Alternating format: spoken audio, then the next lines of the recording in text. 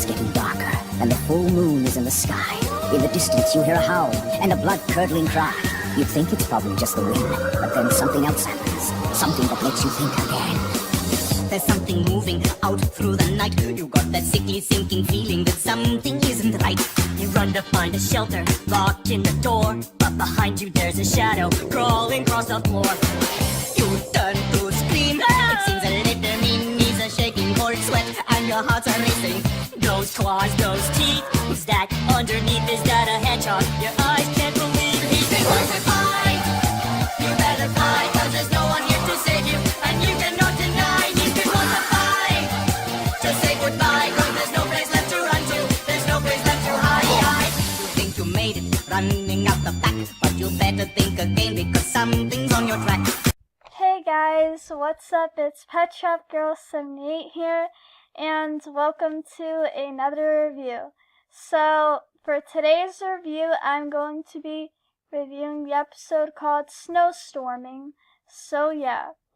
And so, also, the reason why I didn't do an episode review on Friday is because, Thursday, it was my last day of school, but I didn't really have a good day that day, so I was kind of upset, and then I didn't really feel like watching the episode that night, and so then that's why I didn't get the review done on Friday. But for this Friday, hopefully I'll be okay and nothing goes bad, and hopefully I'll get the review done for the Friday coming up.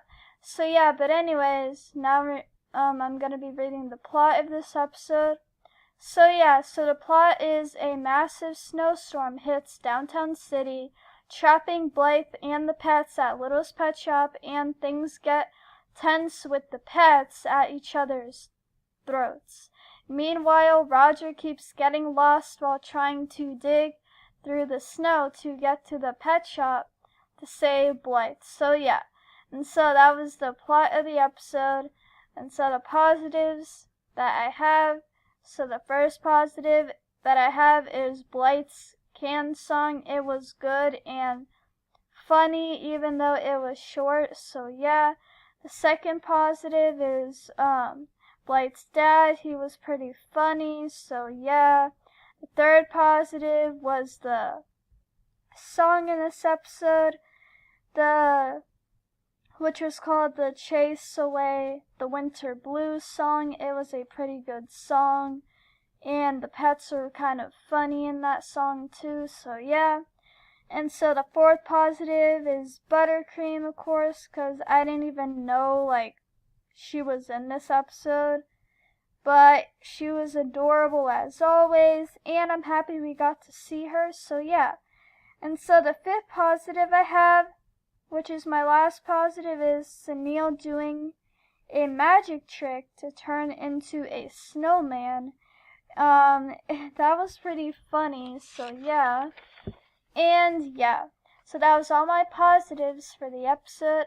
And for negatives, I only have one negative, and it's the pets are all arguing in the beginning. It got kind of annoying quickly, so yeah. So yeah, that was all my positive and negatives for the episode, and I give this episode an 8 out of 10. So yeah, and so overall this episode, it was pretty good. The pets were great in the end. We got a good song. We got to see Buttercream again, and we got some great and funny moments too. So yeah. And yeah, and yeah, so that was all my positives and negatives for the episode, and that was my overall. And yeah, so the next episode I'm going to be reviewing next Sunday is called, or not next Sunday, I meant on Friday. It's called Back Window. So yeah,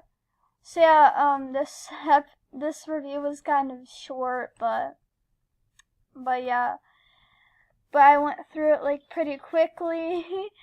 So yeah, and so the review that I'm gonna do on Friday, like I said, is Back Window. So we'll see what that episode, if I like it or not, on Friday. So yeah.